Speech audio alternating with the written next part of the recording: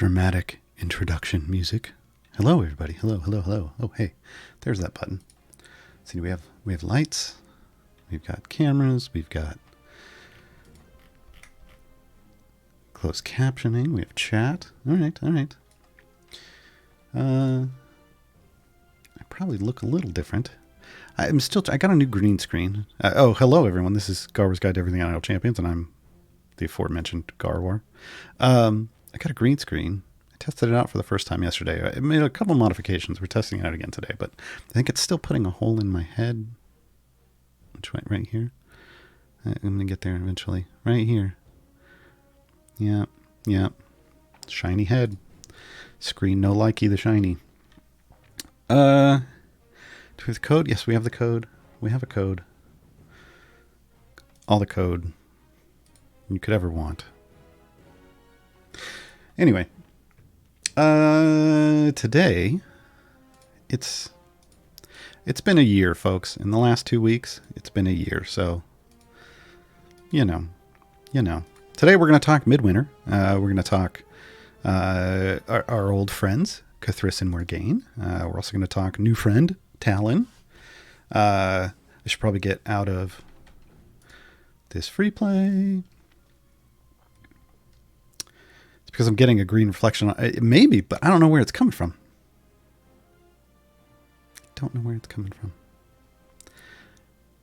There isn't any green in front of me.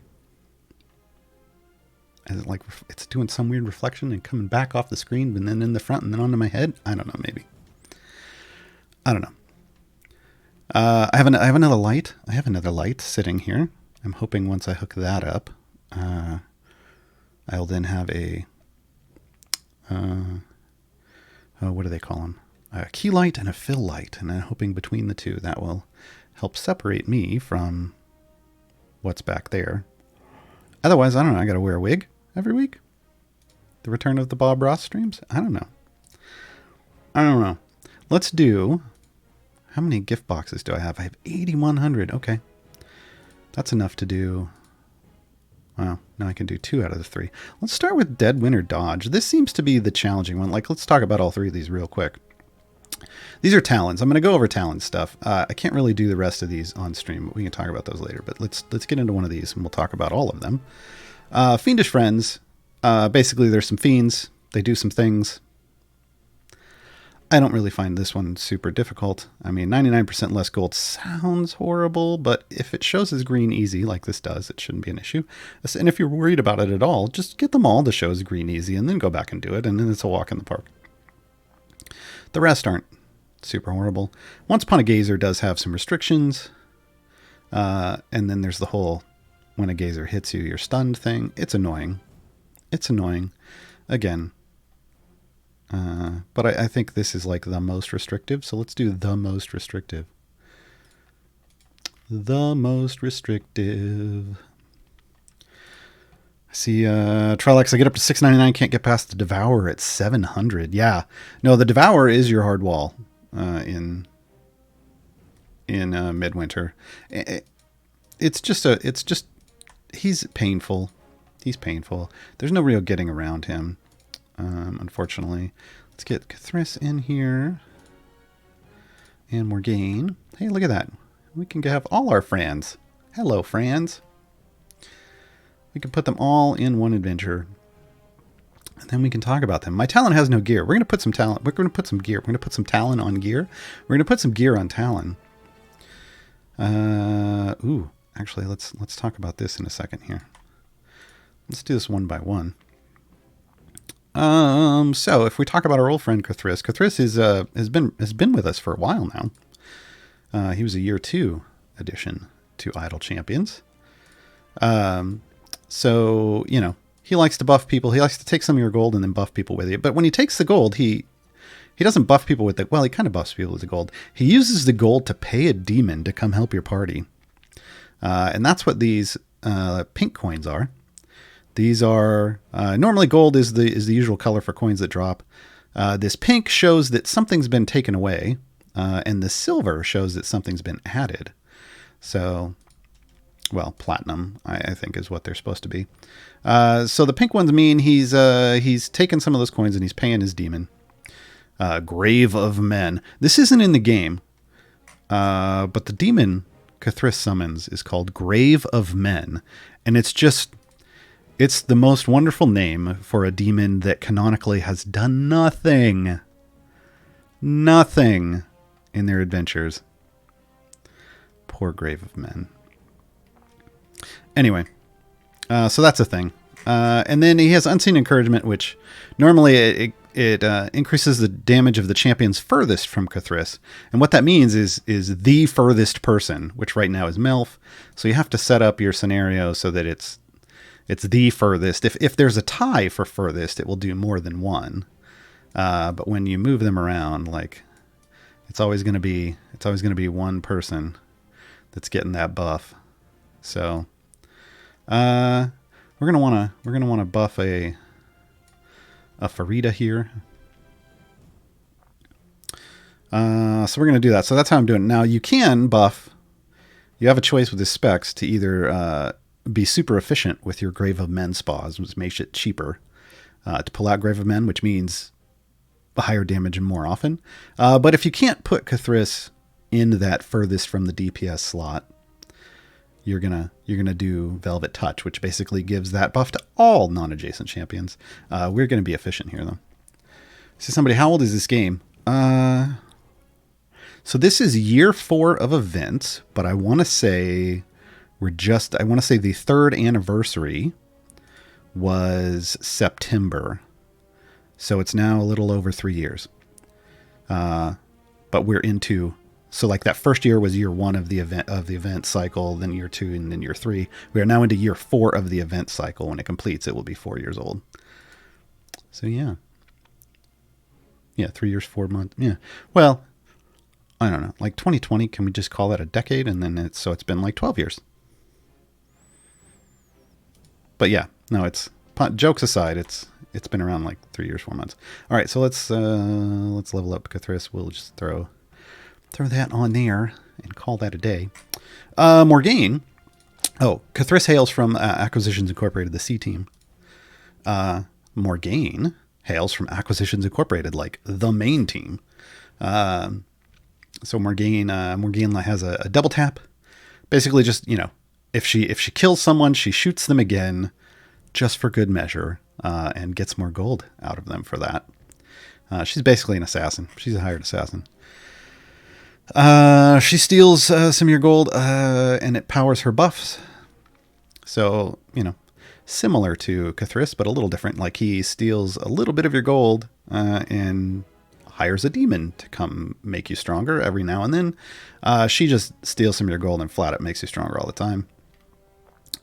The more people who have a gold find tag in the party, the more buffs she hands out. And then she has like an alt that's these 3 different arrows. But then she gets super. We talked about this she's a year 3 champion. We talked about this, if you missed it, on last week, Gaarawarr's Guide to the 2020 Champions, where I, in one episode, reviewed 19 champions. It took an hour and 40 minutes, folks. It was a while. My voice is now back. It was gone for most of this week. But we talked about Morgaine a lot there, but we're going to go over it again here. So she is the most flexible of the champions in the game, in terms of how she gives her buff. Like you can literally pick all of these different ways, and it's wonderful. So she starts out as adjacent, and then it goes all kinds of things. I'm going to go non-adjacent here. Because, we needed Frida over there. We're going to put Morgaine like right there. Why does Farida keep... Oh, I can't put Farida there. That's why. I'm like, why isn't that working? That's okay. I wanted Farida over here anyway. All right, this is going to work.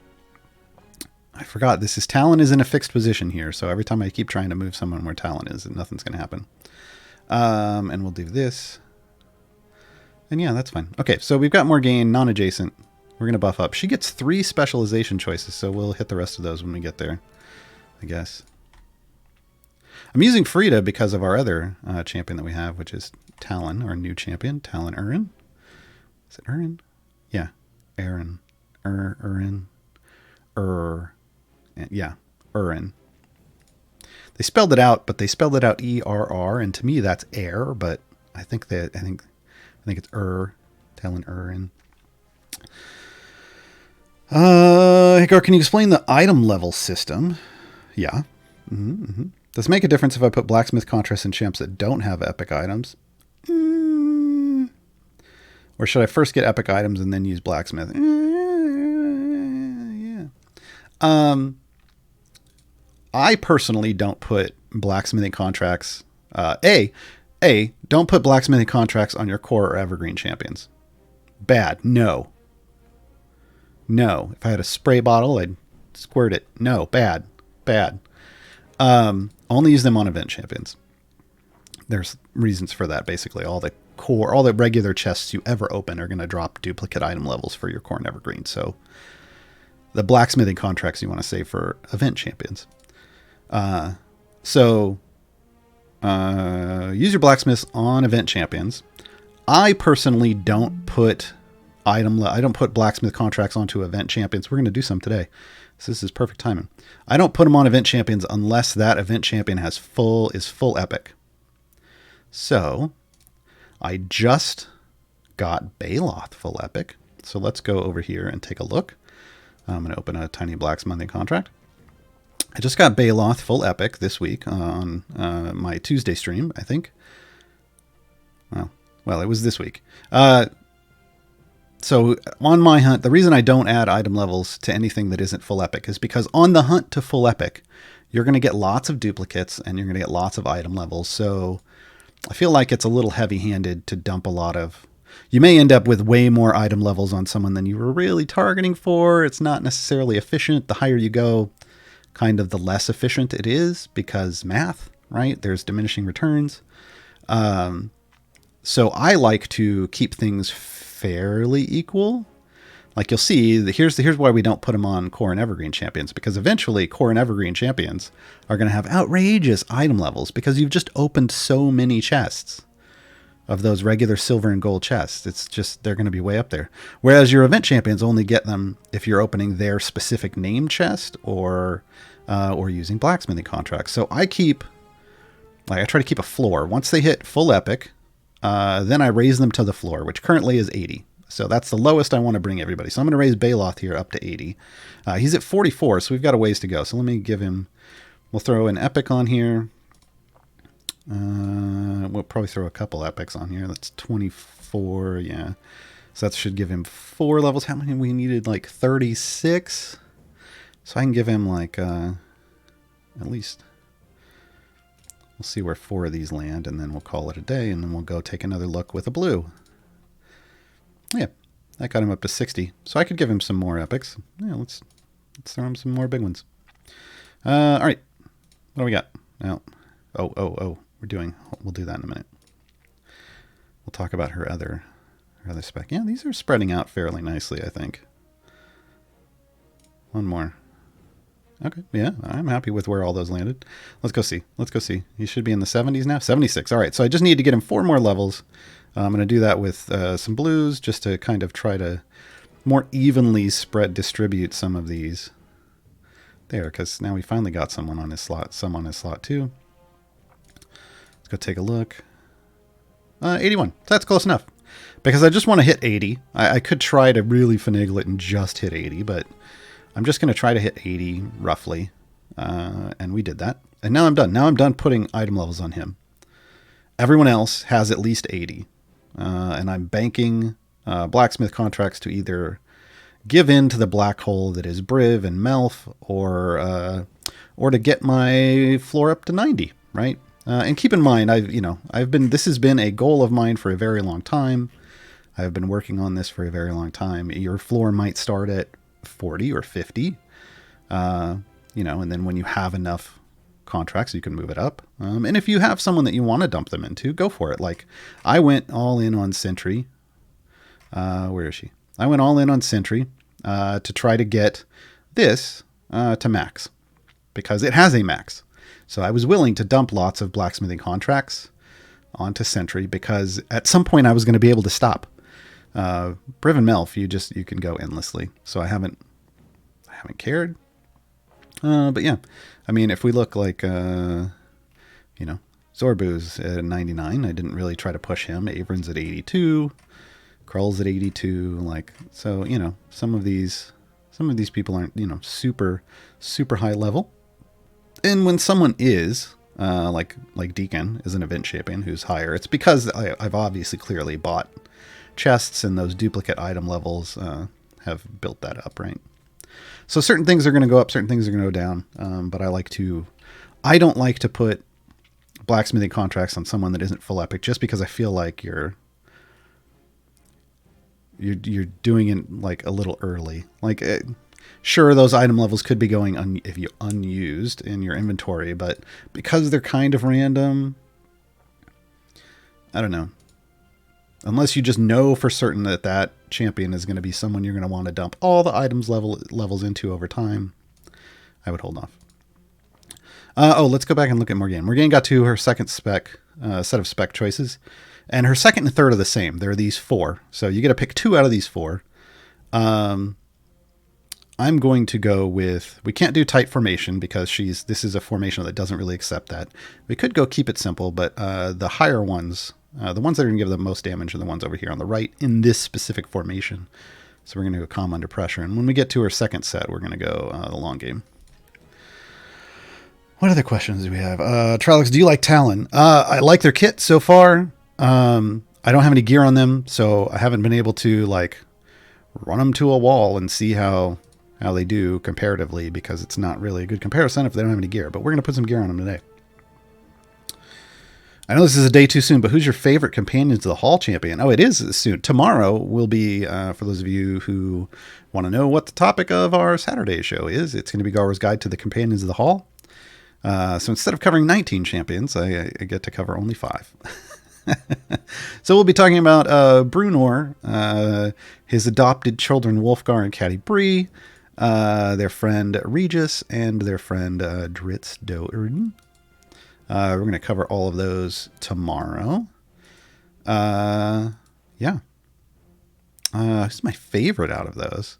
I mean, Brunor is the dwarf, right? So, he's kind of going to take it just because dwarfs got to stick together. I do need to finish building this formation, though. I'm a little disappointed I can't put Havilar in because I'm using Frida, because Frida gets a bonus with tieflings, and I can't use her sister. That's annoying. Wow, we're just none of the desired tanks I would like to use are available here, unfortunately. So we will go Tyrell in his wild shape. Oh, and actually, I want this to be Icewind Dale Tyrell. So we got the moose. The moose is loose! And then we'll bring some Nova in to keep the front line solid. All right. Then I'll figure out who I want in the back there at some point.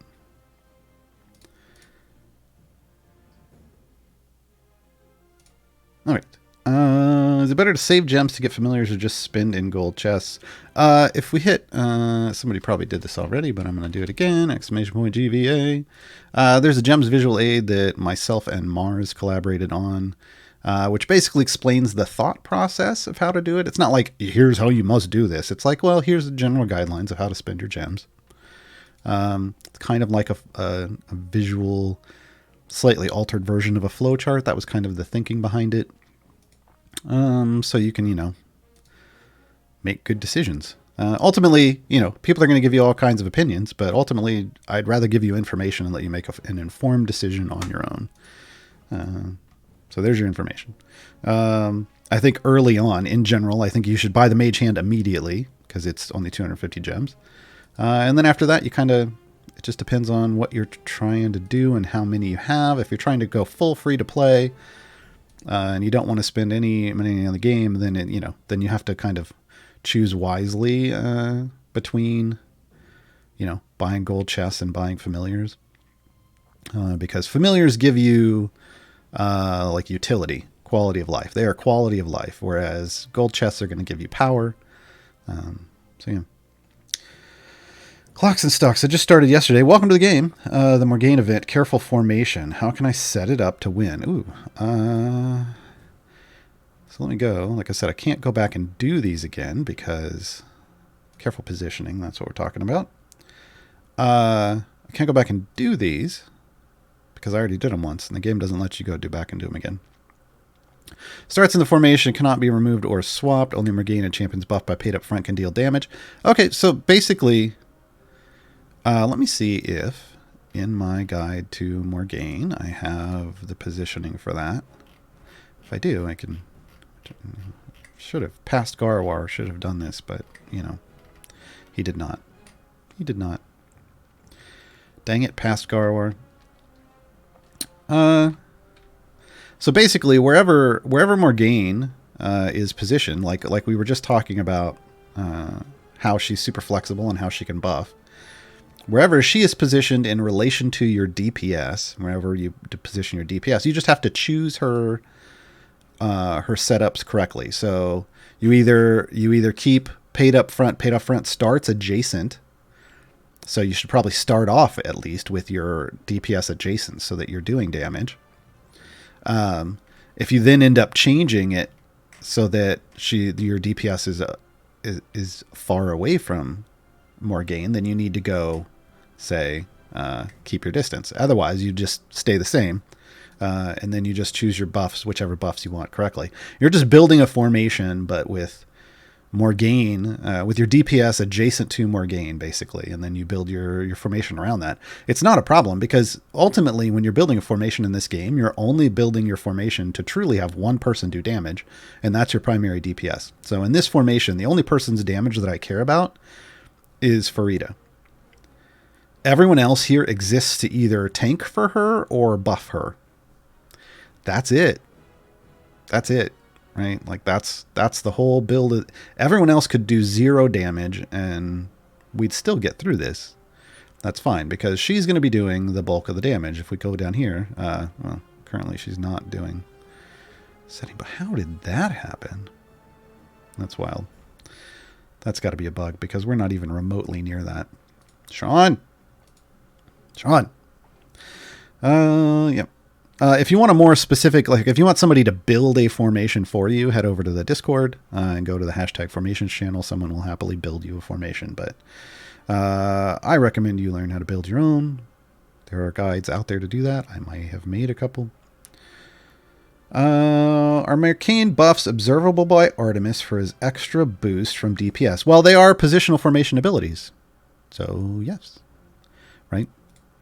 Like specifically paid up front. Paid up front is a positional formation ability, which means it buffs to a specific place. So originally it says it buffs adjacent champions. Now we've modified it to buff non-adjacent champions. So, you know, you would still do that. But if it's when they say they buff all champions, like right here, Friends and Wealth increases the damage of all champions. Well, this isn't observable by Artemis or usurpable by Archon because it's not positional. It's literally everyone.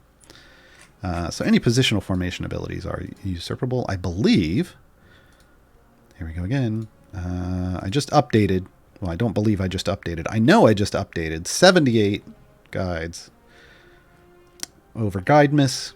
12 days of guide giving. I guess I could have called it guide giving, but I liked Guidemas better. Hold on, let me find Artemis. I did add a table for Artemis. I pull this up. Here we go. Boom. This is over on. Oh, okay. Hold on. I got to get it to load in. All right. This is the Artemis guide over on the subreddit. Someone can put !guide or gar/guides. Yeah, I can do it. Gar guides. There we go. You can find them all there. Let's go all the way down to the bottom, though. We have formation abilities tables. So where's Morgaine? Morgaine's in here somewhere. Morgaine, hey! So here's Morgaine. Paid up front ability. Yes, it's observable. Hey, so there you know. And if it's just not listed, then it's not observable. I didn't bother filling in. I could have filled in and like said no.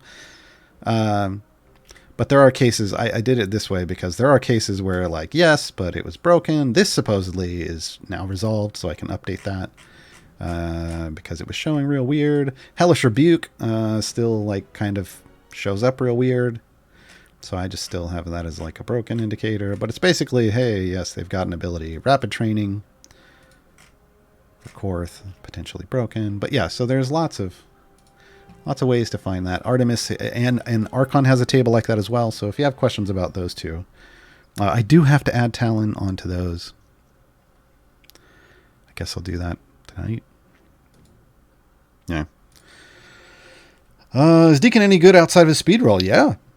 Deacon's a solid buffer. Ultimately, here's the caveat, as always. Depends on your gear, right?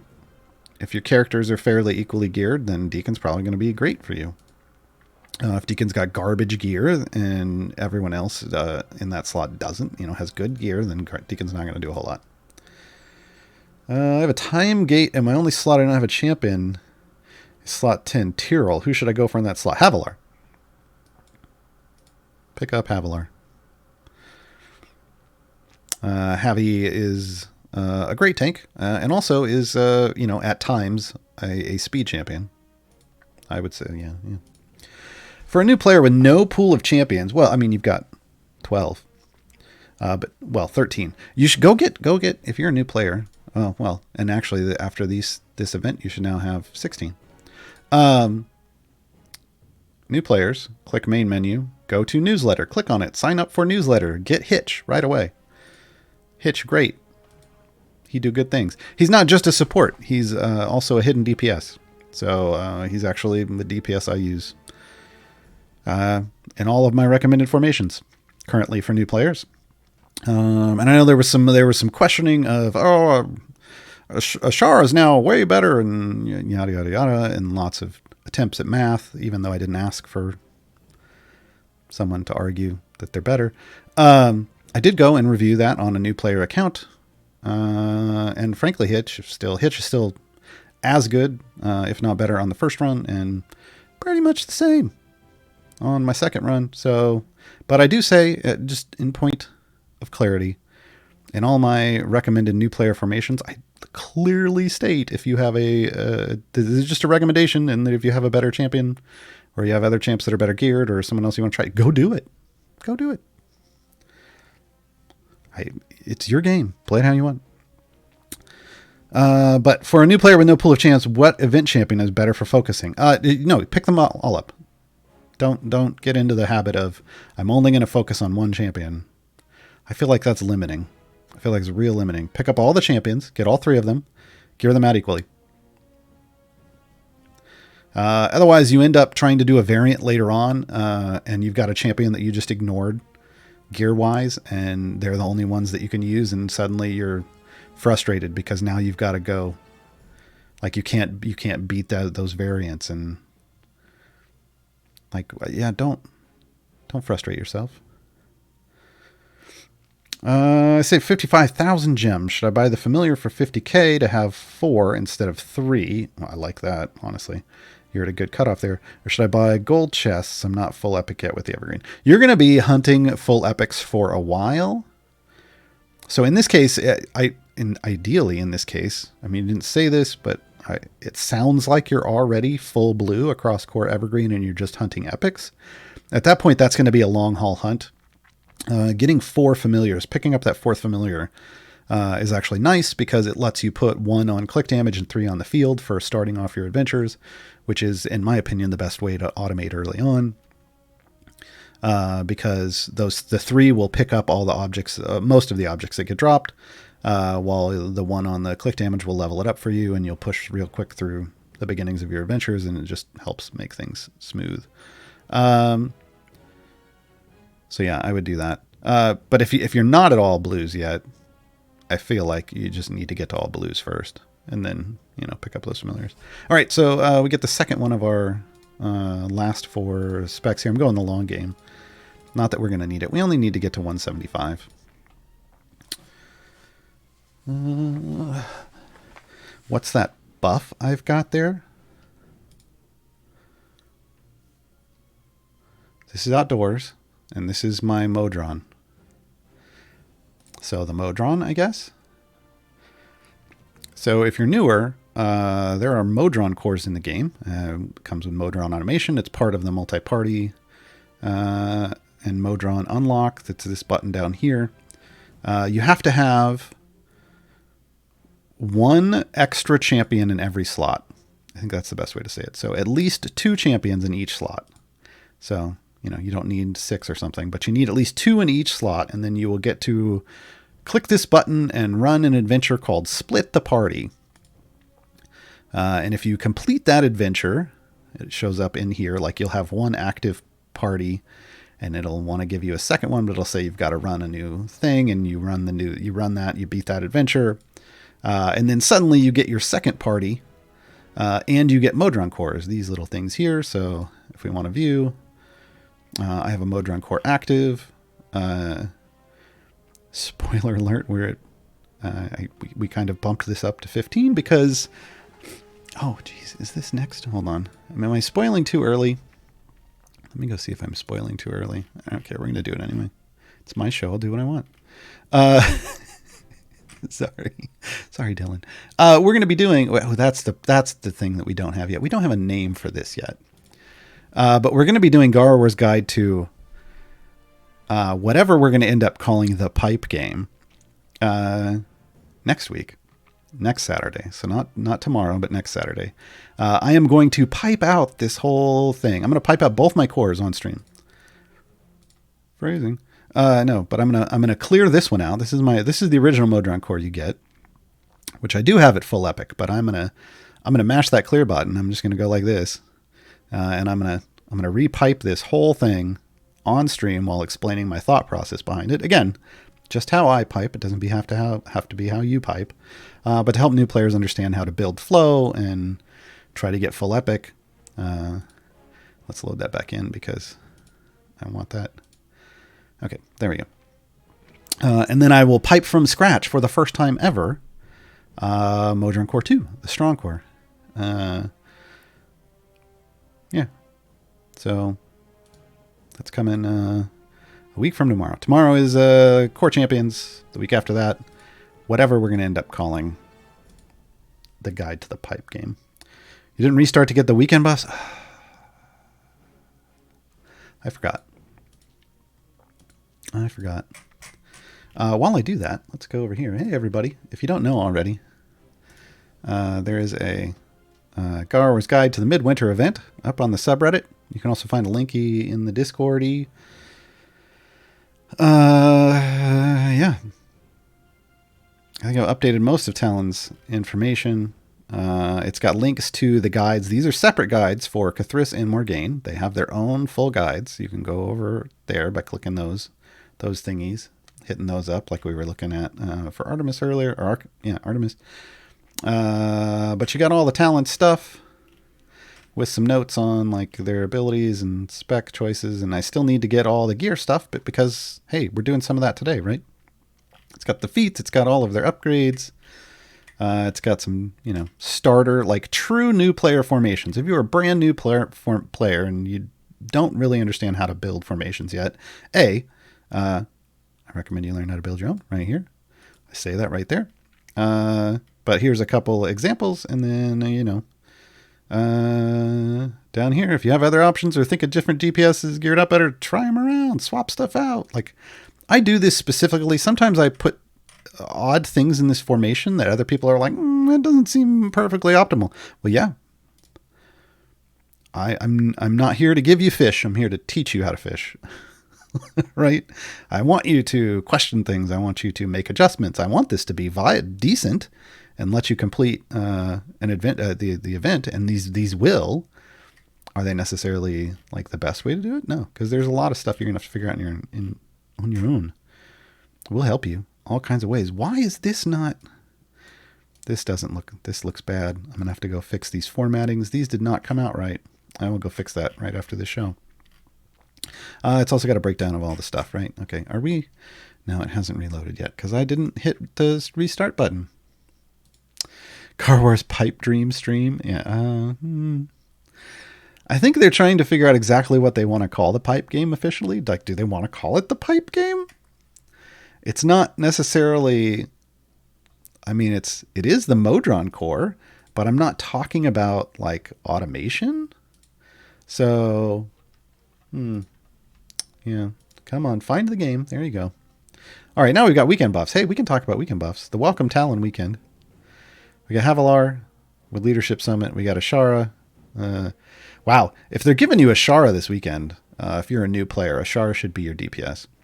But as it stands, you could go. Normally, you could go Ashara or Hitch, based off the tests I just did on my new player account. Keelix Bless, Frida's all champs damage. I think that's because there's a bug maybe with Pact Family or something. Strix is Haunted. Yeah, they're trying to throw a bunch of tieflings at you because Frida does better with more tieflings, but I think that ability has a problem at the moment, so it doesn't. I don't know. Let's see. Who else? We need another person in here. I mean, I could bring Artemis in, but that doesn't really do anything. None of these real options are really super viable. So you know what? We're going to get stoked for Stokey. All right. Oh, and I can put familiars back out. Yay. What's the subreddit? Is there a link just to the subreddit? I don't think there is. But if we do this, that'll take you to the wiki on the sub, like my page of the subreddit's wiki, and then you can easily get to the rest of the subreddit from there. Why does your cord look different than mine, the first one? Maybe because it's full? That would be the only reason, right? Like, I've got lots of pipes in it, and everybody can pipe them out in different ways. Oh, I swapped. All right. I clicked the wrong button, folks. Yeah, it happens. Yeah, I mean, this is the same core everybody gets. It just may be that I piped mine different than yours. So, all right, swap back. I don't want to be on this one. We're to see Cathris, Talon, and Morgaine in their most viable slot. I don't know.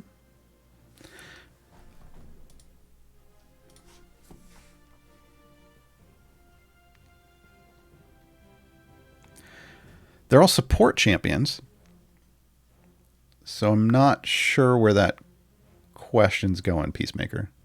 If you want to clarify, Sasha can grab that. Sasha can keep an eye out for the clarification and tell me what it is you were really asking there. I mean, they're all support champions. So, Hockey Dog Hero, would you say 4 familiars is a good time to start buying gold chests to fish for full epic evergreen? I mean, you probably have been buying gold chests before that. But by the time you could easily save up to 50k to afford to start doing that, you could, I mean, that's where you are. Like, so here's the thing. So when you first start the game and you're brand new, you want to spend your gems on silver chests because you have no gear, like Talon. Like our boy Talon over here has no gear. If he was a regular core champion, we'd be buying silver chests and opening silver chests to get him in whites, at least in whites. But silver chests will drop white and blue, or white and green fairly regularly, but blue is hard to come by. So you can get all the way up to greens usually pretty easily just by buying silver chests, and they're cheap, right? They don't cost very much, so you can buy lots of them. And you're not earning lots of gems early on, so it makes sense. However, once you have green across all your core and evergreen champions, and that's the core 12, and then evergreens are, well, when you're brand new, you might only have Hitch, because you should get him right away with the newsletter. I'm just going to keep pushing that because you get lots of free stuff in the newsletter, so sign up for it. So all your core and Hitch, once they're all the green, at that point, you don't have to buy silver chests anymore. You want to be spending your stuff on gold chests. But it is more beneficial, in my opinion, for you to then be buying gold chests than to be spending, then to save up for, to get 4 familiars. Just go get all blue, on all your champions, and then kind of just keep playing and see what happens. Like if you're earning lots of gems by that point, you'll have to make a decision. Like, all right, do I think I can save up and buy the next familiar? Or should I just buy some more gold chests? The gold chests are just going to start randomly giving you epics once you're all blue. So in my opinion, I think it's like if you're going to focus on getting at least 4 familiars, if that's a goal of yours, you want to get those first 4 familiars so you can do what I was talking about earlier, then yeah, you may as well do it then, because you're the 1 in 10 as a pity timer chance for epics across gold chests. And then it randomly going to one of 78 slots that may or may not help you out isn't as useful to me as having some more utility in your clickers and letting you kind of, more enjoy the game in that kind of quality of life way. And then once you have those, then just all in on gold chests and that hunt for epics. But it's going to take you a while to get full epics on your core and evergreen. So, yeah. My question about the 3 champs was more like, how would you use them? Okay. I'm new to the game and I find these champs more difficult than the evergreens. Yeah, so the evergreen champions, like the core and evergreen champions, well, the core champions, which I think is where you were going there, the first 12 that you start with that just come default with the game, were built to be very straightforward and easy to figure out how to use. The event champions are meant to be, in most cases, more niche, more finicky. You've got to figure out more how to use them. So, like we were saying with Cathris wants to be the furthest champion away from your DPS. Some formation layouts are going to allow you to do that. Some aren't. But if you can, like right here, he is the furthest away from Farida, and Farida's our DPS. So we're able to do that, in which case we can maximize his buffage and do that with. He's pretty straightforward in that regard. That's his one thing he wants.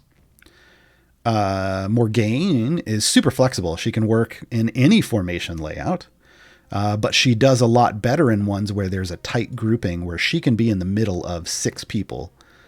That's her best. In the middle of 6 people and within 2 slots of all the tanks. That's like her holy grail of placements. That's going to give her the biggest buffs possible. But other than that, she's super flexible.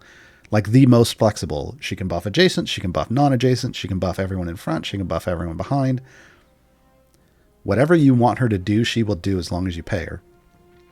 And then Talon, we're going to go over Talon here in a bit.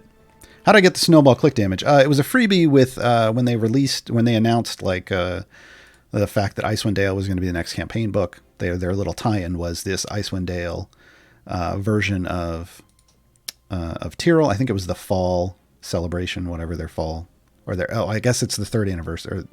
The 3rd anniversary celebration. That's their fall kind of celebration. So that was Tyrol and the snowball.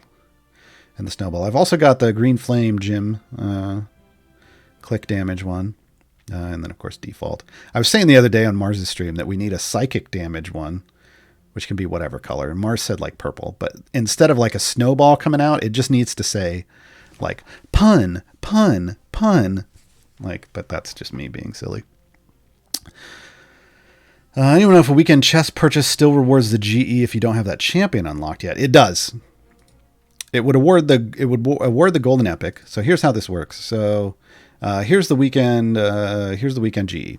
If you don't have Havilar, it would give you this epic, golden epic, because you're specifically getting this as a named reward for buying this, right? This is they call it a sweetener in the marketing world. This is your sweetener. However, when you go to open this chest, this is real neat art. The gear that comes out of this chest would only be for champions that you own. So, if all you have is a Shara and you don't have any of these other people, don't open that chest yet. You might want to buy it because you want this for Havilar, because this is actually really good for Havilar. I'm going to be buying this after the show. If you like this for Havilar and you want to have it for it because you're going to pick up Havi soon, like in a time gate or whatever, then yeah, you could pick this up. But then you would also want to sit on these chests until you get her so that that gear can go for her as well. But yeah, that for Havi. Do I have that? Okay. No, I don't have anything on. Yeah. So that would just be a straight golden epic for me. But yeah, Battlemaster is pretty good on Havi.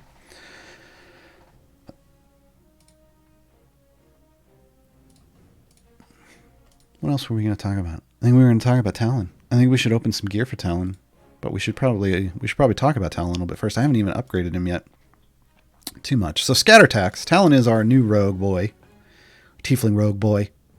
Comes in. He's got a quiet ambush where he disappears into the shadows and stabs a random enemy with his rapier. Real cool animation. I like it. I like it when they do the little disappearing, reappearing thing. And his ultimate is the Razor Edge Chakram, where he throws his chakrams through a bunch of enemies. Like, he throws it to a specific person, but it arcs, and everyone that gets caught in the arc takes the damage. But ability-wise, we've got scatter attacks. They attack with quiet ambush. They leave behind a set of scatter attacks, which causes enemies standing on them to be slowed by 75% and take 600% more damage from attacks. Well, that's after it's been upgraded, but they take a lot more damage from attacks. So basically the way that works is they're going to stab somebody and then leave attacks behind them. So that person they stabbed isn't going to step in it, but everybody else that loads in after that person, or is behind that person on the screen, is going to get slowed and take the damages. So it's kind of a setup with a follow through.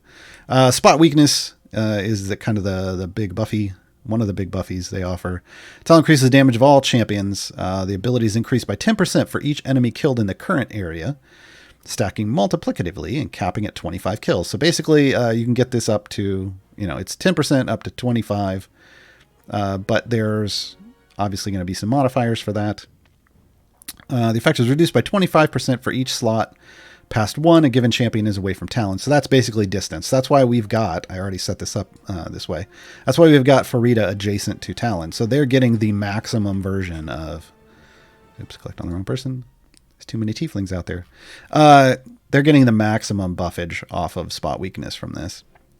And then antagonist is the other one where they decrease evil DPS champions, DPS of evil champions, by 50%, but that's fine because we're not using an evil champions for DPS. Again, this is all about building one champion to do lots of damage.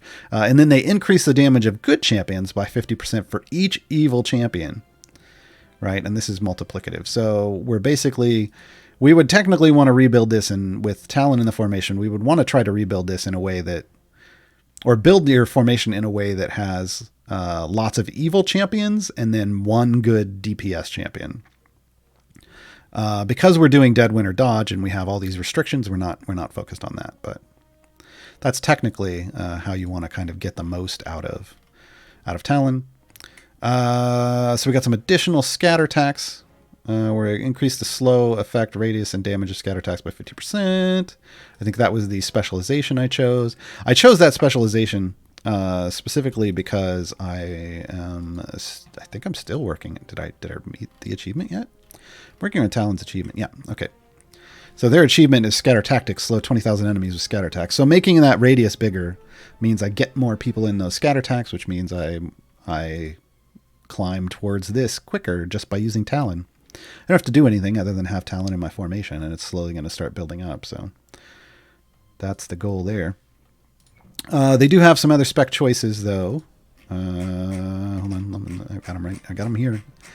Scroll that wheel. You'll probably hear that on the mic. There's a Pathfinder one that increases the stack, cap, and damage buff for spot weakness. I would say that's probably your general usage choice because it's probably going to generally give you the biggest return for your reward, or reward for investment. That's probably better. It's been a year this 2 weeks. And then Reversal of Fortunes is the last one, and that's where it flips antagonist on its head and makes it so that it debuffs good champions and buffs your bad DPS. So if you want to use Talon with the bad boys, you can do that, which is nice. It makes Talon pretty flexible. Havilar's in the next event, so everyone will get her soon. Oh, okay. I updated all my guides and there was just information overload. My brain was bleeding. No, my brain was bleeding. I couldn't talk about it anymore. Yes, Grand Revel will be the next event. And we'll see the return of Havilar and Paulton. So we look forward to that, and the arrival of some new champion. But we'll find out about them after Talon's event. They don't usually talk publicly about the next champion when there's a current champion out, because yes, this is time for Talon to be in the spotlight, and rightfully so. Let us open some Talon chests. So I opened up all of my bounty contracts. If you don't already know this, usually you should save all your bounty contracts for events. Once the event starts, I advocate burning them all. Just open all of them, every event. And then I split those. If I was on a new player account, I would split all of those bounties or all of the event tokens between all 3 champions, but I'm on this account, so I can get to focus them all on one. So I've already got 18 silver Talon chests and 15 gold chests. Hopefully this number goes up by, I want 9 more. I want to hit 24. That's my goal for each event, is to hit 24 gold chests, because that means even at the worst possible luck, I'm going to get at least half their gear in epics, because your pity timer starts like it shows here, guaranteed epic in one of the next 4, and then the pity timer resets and it's always 10 after that. So I would be guaranteed at least 3 pieces of epic equipment if I get to 24 chests. That's always my goal. But that means I'm burning 80,000 plus, or I'm using 80,000 plus event currency, like off my first set of bounty contracts on the first day, and then all the rest. So over 100,000 event currency. But yeah, anyway, all right, let's see what we can do. Let's see what we can do. My goal, ideally, I'm going to want to see all 6 whites before I see any other color, but sometimes the game doesn't like me and messes with my obsessive collection disorder. So we got some well-worn gloves and a spider badge. You'd be surprised how often this gets me out of jams. Yeah, I probably would, because I don't know what that it actually stands for. Something to do with water deep, I'm sure. Repaired rapier damaged in the same accident that paralyzed me.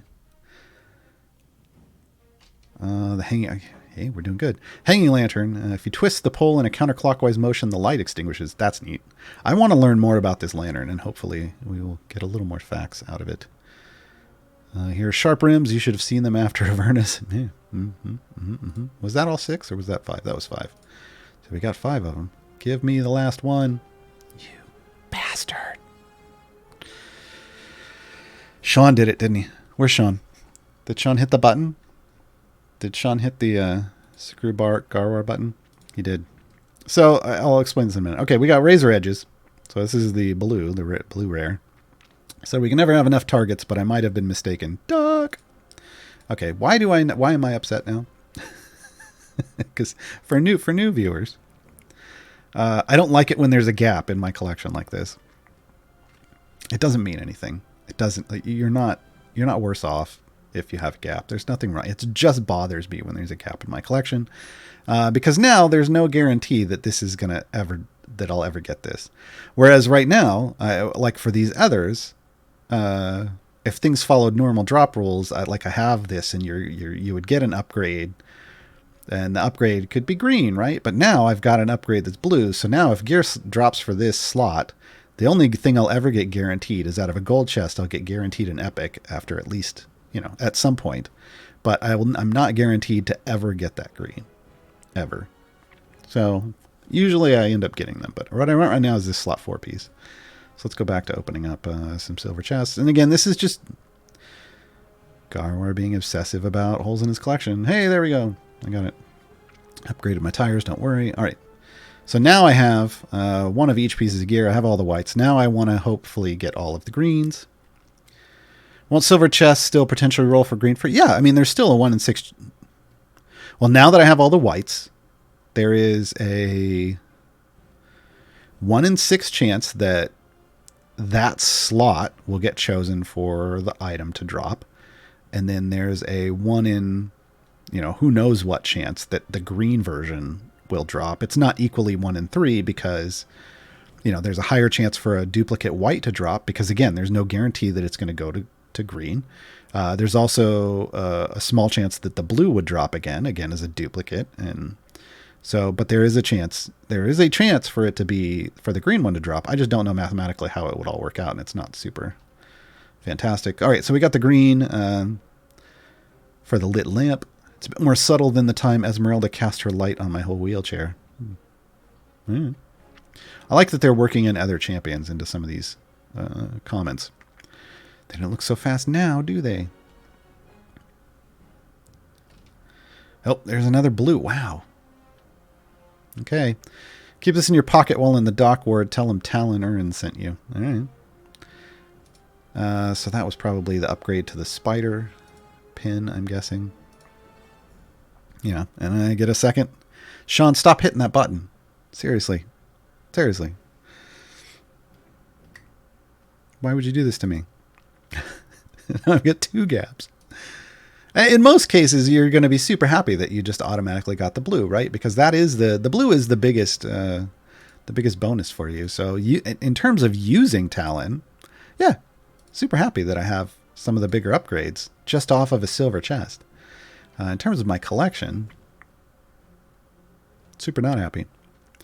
I play a longer game than most people have, and that may be because I've been playing for, 3 years and 4 months. Fingerless grips, no friction burns, and I can still pick a lock with finesse. Oh yeah, fingerless gloves are fantastic. All right, now we're getting some duplicates because now we're going into straight duplicate phase. Because while it was still guaranteeing me, and it was kind of guaranteeing me an upgrade for a while, in a sense. What's the wrong thing? Oh, that's definitely the wrong thing. You can click in the right place today. You can, I swear. I'm getting some duplicates instead of getting guarantees because silvers don't guarantee anything except when you have nothing at all. So because we have something, there's no guarantee that we're going to get like this green, right? So that is one of the differences between silvers and golds. Golds have guarantee mechanics built in. Trusty old blade. It isn't new anymore, but then again, neither am I. Big mood. Big mood. All right. Lots of duplicates.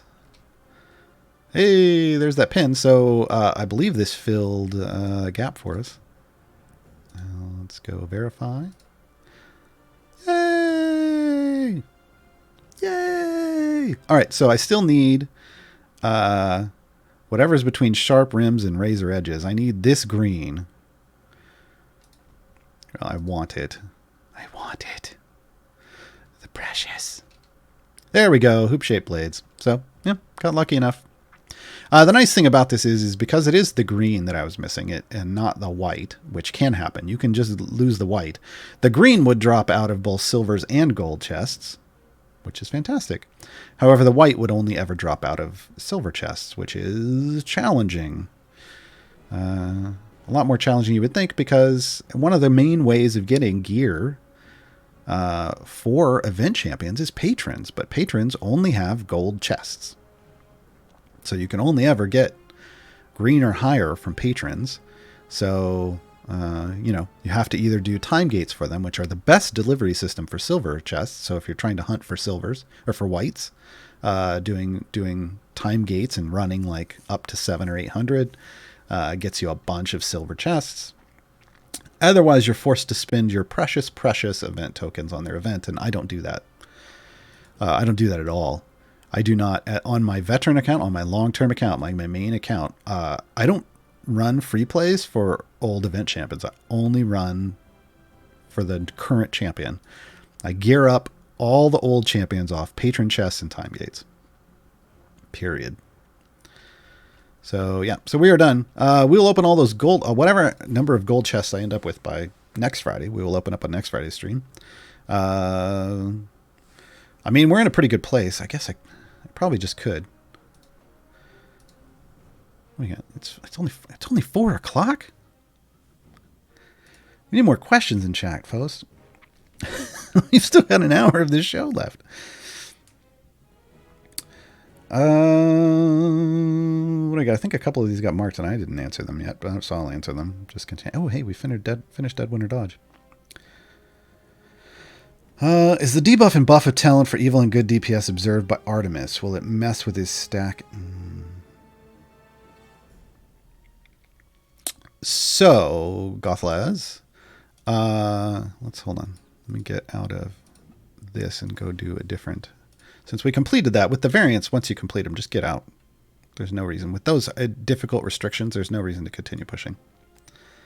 Let's go do... I feel like we could probably do this. It's just going to be painful. So Artemis can only observe a buff that he could qualify for. The same way with Archon. Archon can only observe, or can only usurp a buff that he qualifies for. So, if you are running Archon or Artemis with Talon, then you need to choose the specialization that would buff evil champions, or else they're not going to get it. They can't usurp it off of a good champion, and they can't observe it off of a good champion because they don't qualify for it.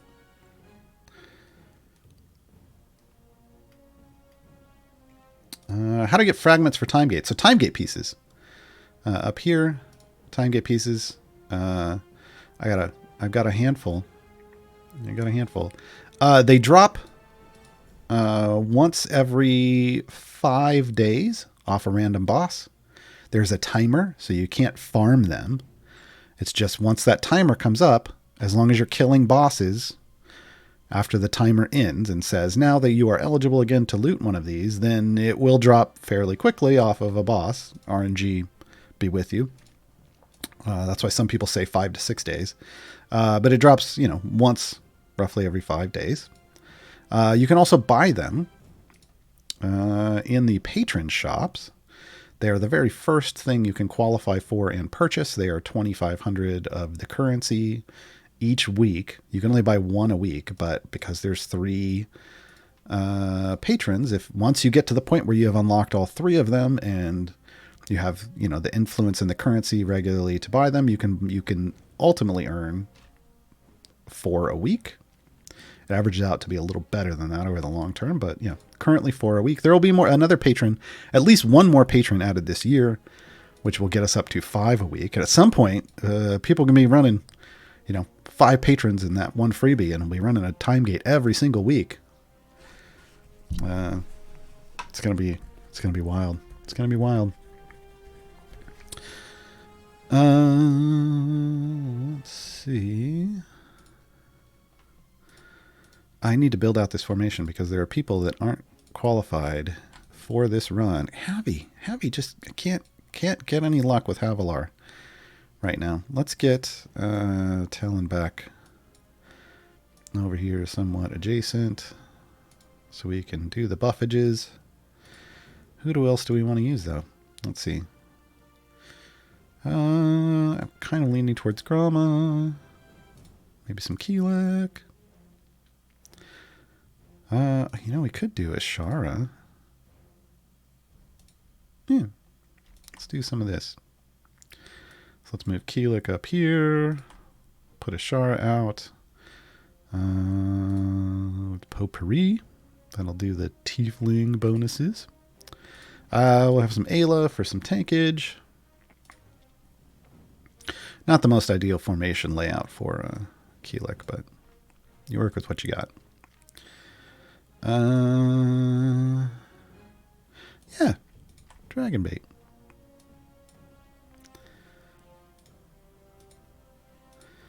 I'll need a couple more. We could do Baron, but let's just do Tyrell again, but we'll do Tyrell in his Moonbeam, which we don't always get to see. And I think we want... no, I want to go Grama. I was going to say Penelope, but let's go Grama. I don't have to worry about adjacencies and all that kind of jazz. Grama works everywhere. There we go. Dun, dun, dun. To complete the collection, then the best way is time gates. If you care about your collection, again, the collection is... I don't even think the collection is on all platforms. If you care about filling out your collection and you have gaps in whites, like you have white gaps, time gates are the best way to fill those. Otherwise, and they'll help a little bit with green gaps, but yeah. Otherwise, it's just patron chests. opening lots. I did a combination of all the ways, like everything. Once Patrons came out and the Patron Shop came out, suddenly that was what enabled me to finish my collection. Like they made the changes to time gates. This all came out real close together. The changes to time gates that added those silver chests every 100 levels, and then the Patron Shop, which dropped gear for, event champions.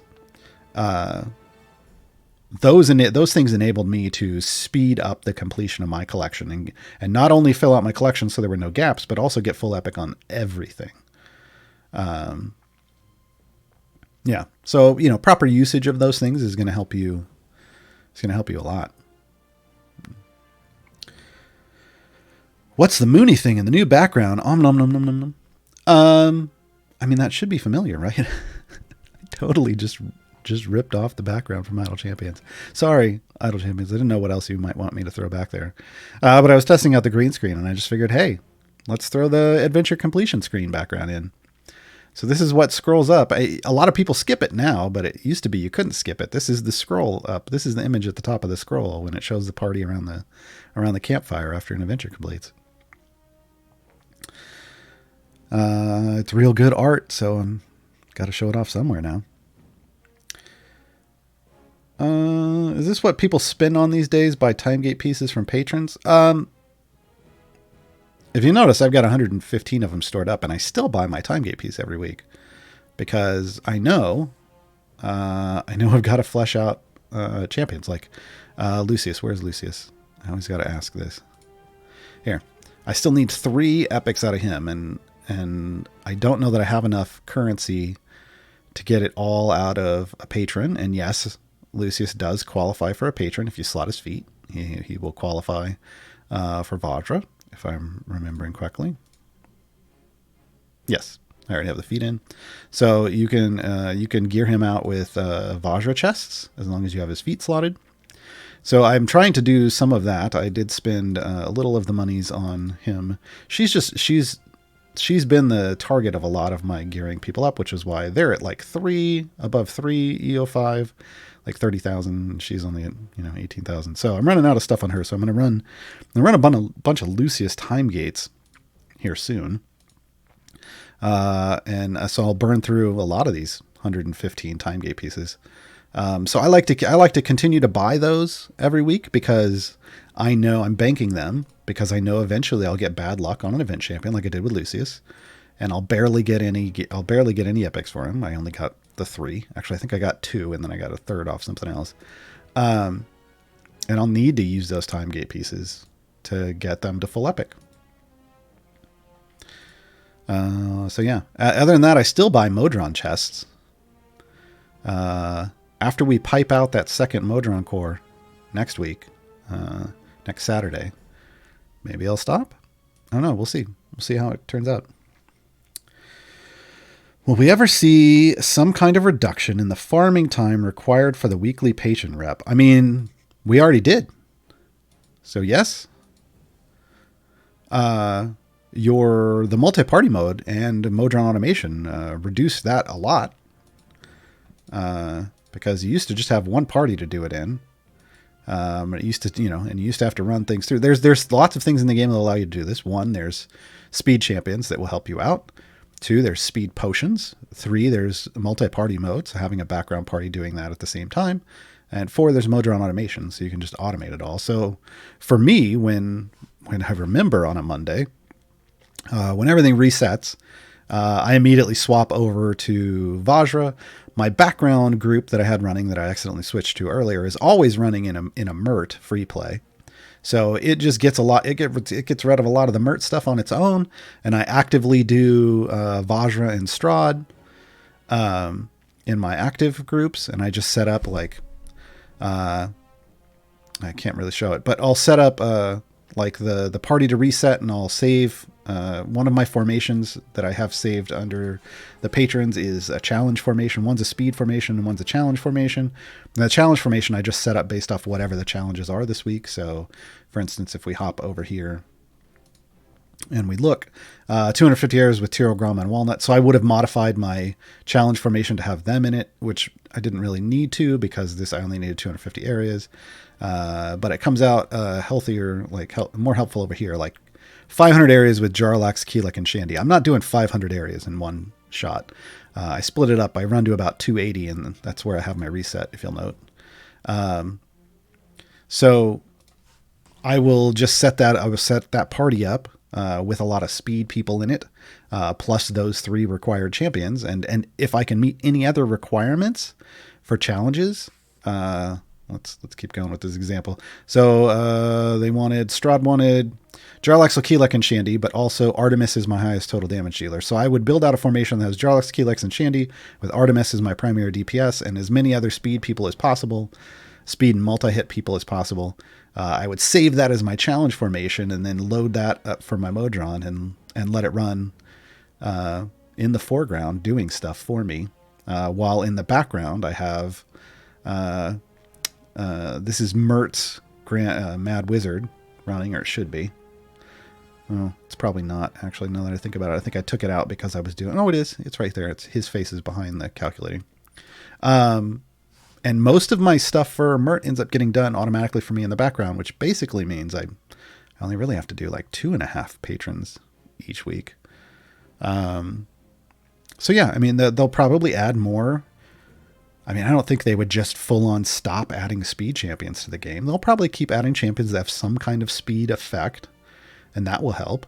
They talked already about adding a third party, which also means a third Modron core at some point this year. They want to make sure that everything's been optimized about multi-party mode before they throw a third one in. But that will be helpful because then you can literally have a Mert party, a Vajra party, and a Strahd party all going at the same time. So yeah, I mean, yeah, there'll always be things that they add. It's just, it may not be exactly what you want, but there's always things that are going to make it better. It takes a while to get without all the speeders. Well, there's your motivation to get speedsters. I mean, right now, I think the top of the time gate priority list for new players is speed champions. I think that's kind of the biggest, most helpful thing for your game, like Deacon and Shandy right away because they don't need gear, and then get the rest. I think the game's in a really solid place with your starting kind of set of champions to push and do a lot of damage with. I still think Krull is a great pickup. He's not, as brokenly OP as he used to be, but he's still real strong and will get you lots of gold. So I still think he's first, but I think I still think like the first 3 for me are Krull and then Deacon and then Shandy, and you can flip Deacon and Shandy if you need to. But just getting those speed champions early on is great. Do you have a schedule for deep runs? Trigger off of new characters needing feats unlocked? Well, so when I unlock a new character, like I unlocked Talon on Wednesday when they came out, the moment I finished the run for Talon, just to unlock them, which I push, I basically, when I start a new run, I throw an hour potions, everything but health potions in that first unlock mission, and then I let it run, and then I reset it, even though I'm not anywhere near my wall at that point. And then I go to the Sword Coast, and then I do a quick run on the Sword Coast. I only need to go, because of the amount of favor I have in the Sword Coast, I only need to get to like level 130 or 140 to hit soft cap for all the champions. So then Talon was at soft cap at 140 levels, which unlocks both of his feat slots, right? And lets me get all the information on levels for the guide, and then I update the guide that way. Deep runs for favor, though, like to my wall, I tend to want to wait for a weekend for these weekend buffs, right? Like if there's a potential weekend buff that's going to help me push further or get me more gold, then I want to do that. In this case, Ashara is real solid right now, so she's got 200% on her bonds, which are her big deal. So if you're using Ashara DPS to push deep, this is you've at least got one champion that's going to help you do that, whether you use the others or not. But usually I would look for like some kind of gold find buff, like a Jarlaxle, because you'd want, for favor, you ultimately want a Azaka farm, right? Yeah, so I don't necessarily have a schedule other than I make sure that I wait and try to only do it on a weekend so that I'm coinciding with any potential buffs. And that's usually the only time that I'm going to purposefully use the epic potions, other than on streams. Like sometimes I'll use them on streams just to get through things faster. But if I'm going to go real deep, then that's when I would use epics from the beginning. So the cores only level up if you play the party the core is on. Yes. Well, no. Sort of. So cores level up based off the number of levels. Every level that you complete when a core is active in a party gets you 1 XP. That party can be your foreground or your background party. However, if you're trying to level up your core, you should be doing it in your active party, because your background party completes levels at 1 per minute. It's slow. It's consistent, roughly pretty consistent progress nowadays. But it's slow. If you want to level your core quickly, you want it to be in your active party, and you want to be doing things with speed champions and maybe speed potions, or maybe you're a mad wizard farming, or you can level up your core real quick with it in your active party, which is why that's why I had this one set to my active party, because all I cared about was the automation feature, and I just wanted to get as much XP for it as possible. I didn't care about the buffs. When I want to push deep, I swap the other core in, and I use that to push deep. Did I? Hold on. I've got to double check. I did use all of my bounty contracts. I burned all of my silvers on Wednesday, and I've already got 86 again. I do have 300 gold chests. We could just go ahead and open these right now. This should get me my feats for Talon. It's also going to, and this is the kind of the important thing for me, it's also going to refill my bounty contracts for me for the next event. So let's see what we get. It should just be, oh, yep, there's one of the feats. I should end up getting, any and all chest feats for Talon. There's the 25% for all champs damage. Many things, a quitter is not one of them. All right. Oh, yeah. Up over here. Oh, I got an epic out of that one too. Nice. More feats. Oh, I didn't get all my Baloth ones? How is my luck so bad last time? I opened 300 chests for Baloth, and apparently... Oh, I remember why. It's because when I opened those chests, Baloth was still broken and showed all of his extra chests as 50,000. So yeah, there you go. Silly Baloth. All right. Lots of dupes. What do we get? Nope, still greens and blues. I want to see more epic bounty contracts. I'm sad so far with how few there have been. Hey, there's one. So my current target for gold chests to open each event is 300, and I thought that was going to be enough. I'm beginning to get the feeling I want to target maybe 350.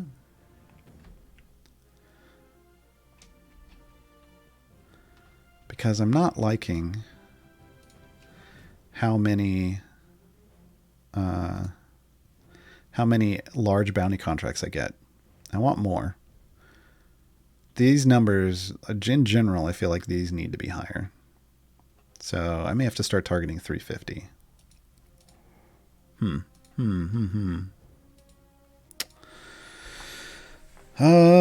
soon do you finish the strong core and do the piping guide? The strong core's finished. I was at level 12.5 on the strong core.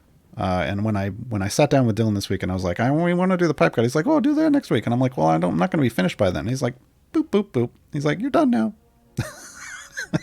So, Dylan boosted my strong core. So we'll do that next weekend. This weekend is Gaarawarr's tomorrow. Gaarawarr's Guide to the Core Champions. We'll go over all 5. Or no, not the Core Champions. That was the end of 2020. Gaarawarr's Guide to the Companions of the Hall. We'll be doing the 5 Companions of the Hall tomorrow. Tomorrow morning here on the CNE Games channel. Next Saturday, we will do Gaarawarr's Guide to... I don't know what the title is going to be, but we'll be doing the pipe game. What we all affectionately refer to as the pipe game.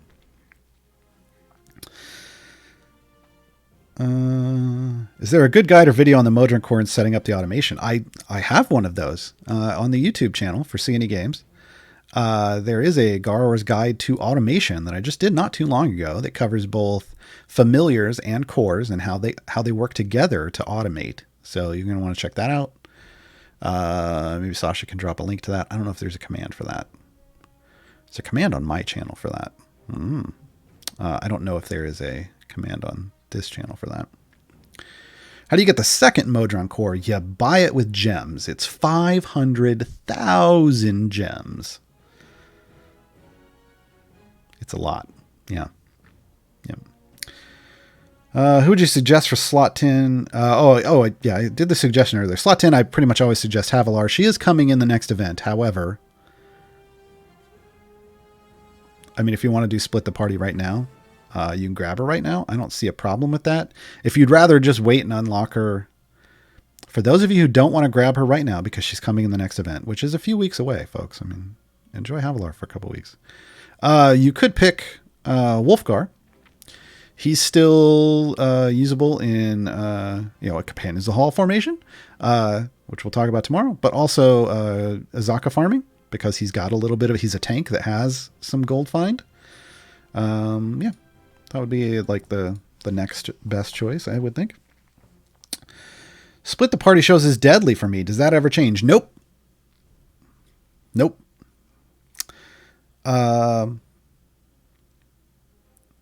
Oh, did I highlight that? I think if you go over to my channel, twitch.tv/Gaarawarr, which you'll find down below, there should be a highlight of me doing split the party on like a 2-month-old account. So, using mostly core stuff, and talking your way through it. Like, so you can watch that, and it should, I'm just picking one at random. Don't get mad if you don't like my choice.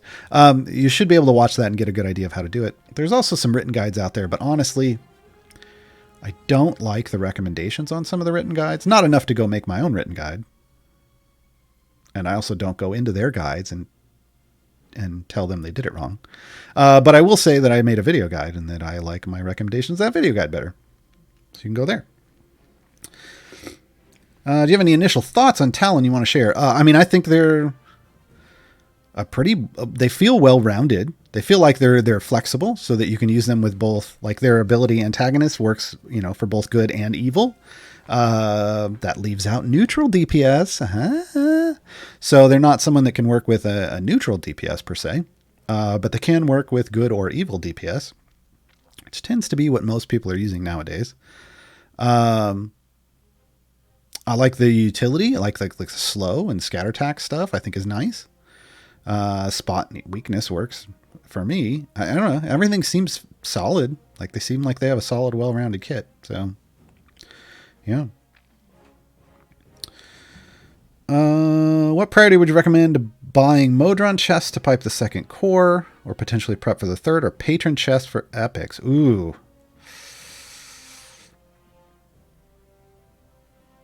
If you're to the point where you're saving for...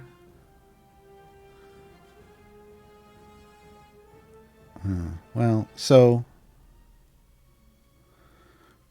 if you're to the point where your patron currency is either buying Modron chests each week... well, no, you know what? Look, I think right now, like if you're trying to pipe out your set, if you have a second core and it's not fully piped yet, you should be buying Modron chests, I think, every week. And now that we know a third party is coming soon, or coming this year, which is soon enough, I don't know if it's going to come out in the first half of the year. I don't know. I'm not even putting any statements on that. I would say it's going to come out this year. You may as well have some in there. If you're still not all like full epic on your event champions and you're using patron chests for that, maybe alternate one a week. Like 1 week, buy Modron chests, and the next week buy the patron chests that you're aiming for to get full epics on. Alternate. That's kind of what I did when I was saving for my, like in a different way, when I was saving my gems to buy my second Modron core. I didn't stop buying other stuff. I just made sure that I was earning more each week than I was spending. And I still occasionally would be like, okay, well, I'm going to take some of it and I'm going to buy this gem thing from the shop instead of just only focusing on one, right? So it's about joint progress and figure out the joint progress that works best for you, right? Which reminds me, what's in the shop, the gem shop that I haven't bought yet? I've got 186,000 gems. And I spend... I spend about 100,000 currently per event on gold chests, and that's probably going to go up to 150,000. So, since I just bought all my gold chests already, this is what I can... This is my budget. I have 186,000 gems I can spend on whatever I want. So I could either buy all 3 skins I don't have, or I could buy the Quasit. Or I could just buy a skin. Aren't we using Nova right now? No, we were using Nova earlier, weren't we? Dang it. If I was using Nova right now, I'd just buy that skin. What do I want? I have a lot of... Normally, I would just immediately buy the familiar. But I have a lot of familiars now, and I don't necessarily need more. This is a real cool skin, though. I just don't use... Torgar's just sitting in my background party, though. But these weapons are so good. Like, literally just the weapons. Like, if the skin wasn't as, you know, all armored up and he was just... It was just an alternate with these weapons, I would still like it. Arg. Yeah, I'm going to go for the Big Bang. All right, so now, next time I'll probably buy, if I have that many left over, I'll probably buy one of the skins. And at some point I'll save up and get Zorbo, who'll be the final one. All right. How much time? We still got half an hour. All right. Don't need more familiars, bite your tongue. Well, here's the thing. When the third party comes out, I will. When the third party comes out, I will. I will need more familiars. Right now, I don't necessarily need familiars. How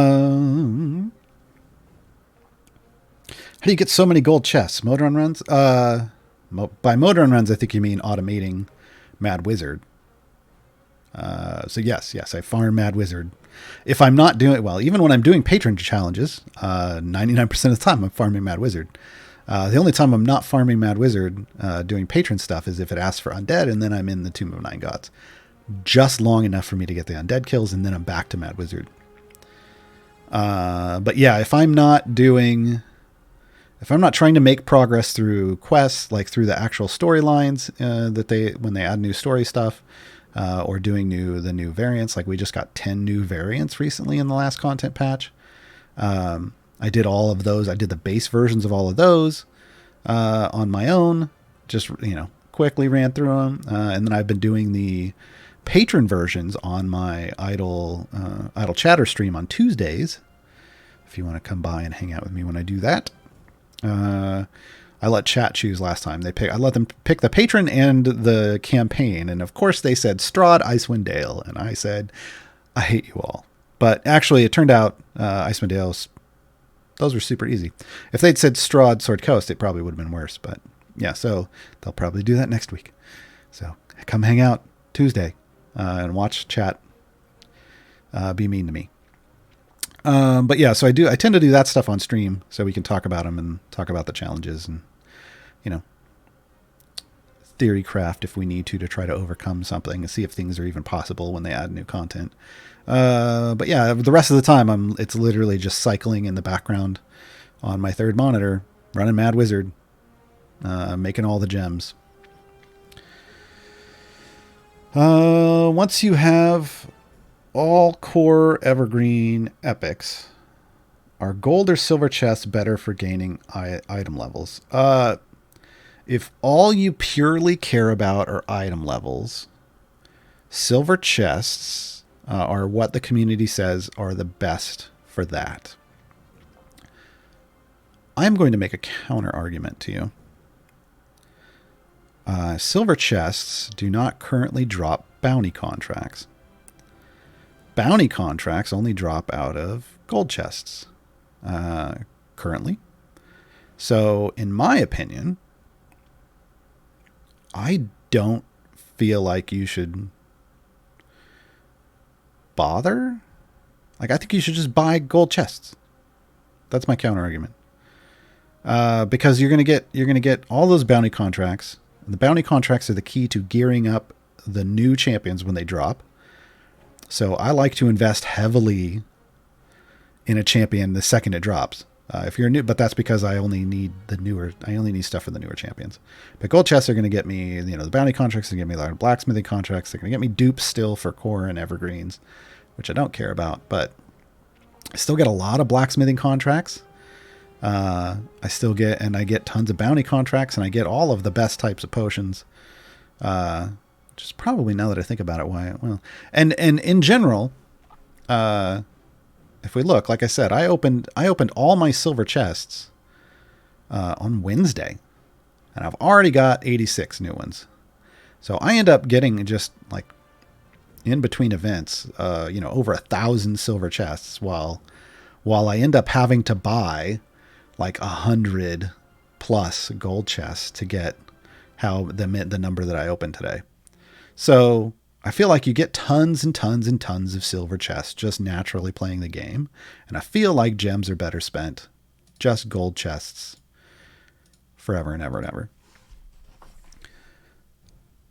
Take both of those pieces of information. On the one hand, the community says that silver chests are the mathematically largest way to get pure item levels. It's not a huge difference, but there are more item levels between duplicates and blacksmithing contracts in silver chests than there are in gold chests. But gold chests have all of your bounty contracts, as well as blacksmithing contracts. I don't know. I prefer gold chests, but you do you.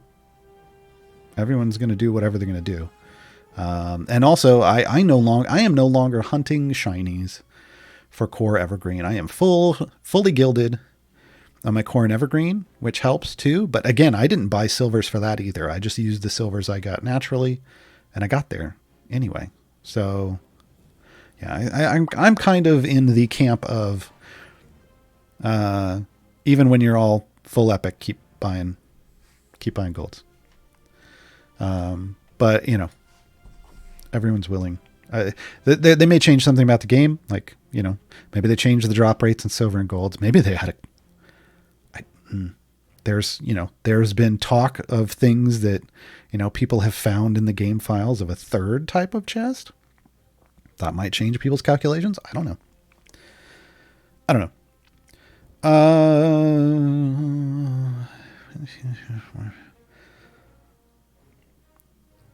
Sasha, I think we've done all through 42, so we can unbold to 42. I just started in the last month. My core champs are all blue with a few epics. When is it best to start using blacksmithing contracts, and who is it best to use it on? So we kind of, Counting Q, we kind of covered this a little earlier, but I'll do it again because you may not have been here. You want to spend blacksmithing contracts on event champions. So it doesn't really matter what your core and evergreen are. You would want to spend them on event champions. You can only use them on champs that have 6 pieces of gear, so all their slots, are filled. But usually you would only use them on your event champions, because your core and evergreen champions are going to keep getting duplicate items out of all those silvers and golds, regular silvers and golds you're opening. And I don't see a problem with just holding on to your blacksmithing contracts when you're a new player and just waiting for a bit. I don't think you need the power right away that comes from those. And I think you can hold on to them until you're more informed and feel more comfortable spending them. And I feel like that, by that point, you might have some better gear through various methods on your event champions, and you'll just know more about where you want to spend them. So that's something to think about. Hey, someone's passing on a gift sub in chat. Nice. Which Patron Adventure under Strahd are impossible to complete at the moment. Ooh.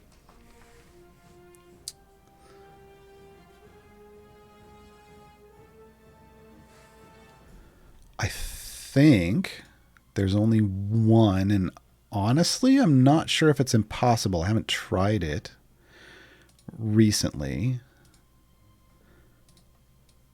Is it over here? No. Show of Strength. It may be Strahd's Show of Strength. Because it's the one that wants champions with strength of 16 or higher. And Strahd's restriction of int 13 or higher. I know after the soft cap upgrade, the one that was in Sword Coast that had a restriction of 15 and higher, which is Prisoners of Lolth, that one was doable after the soft cap upgrade. But I think this restriction of 16 or higher loses one of those champions that were available for Prisoners of Lolth, and with a 425 or with the, I think this area goal in the Strahd version is much higher. So I think that one's probably not doable with a formation. You may be able to, get outrageous amounts of favor and click through it or something, but I think that one's probably not. That's probably the only one currently not doable with a formation. But to be honest, I haven't attempted it yet. That may be something. Maybe that's something we do on Idle Chatter at some point if the chat wants. But currently we're doing the newer stuff. How do you see the next event? If you go over here to achievements and you click on the events tab, hit collapse all. The one at the top is the most current event. Ooh, did I not? I didn't do one of these. Oh, I've got to do Baloth. I've got to use Baloth more, folks. You know what? Let's put him into the. We'll put him. We'll see if he's available, and we'll put him in if we can. But if you scroll all the way to the bottom, this is what's coming next. Grand Revel. This is how you check in game. Out of game, I go to my page on the wiki where I've got all of them listed in chronological order. It starts with High Harvest Tide. That was the first ever event in Idle Champions. So High Harvest Tide through Bright Swords is how I list everything out. But you can see them in that order then, and there's information there that kind of should make it clear, which one's coming next.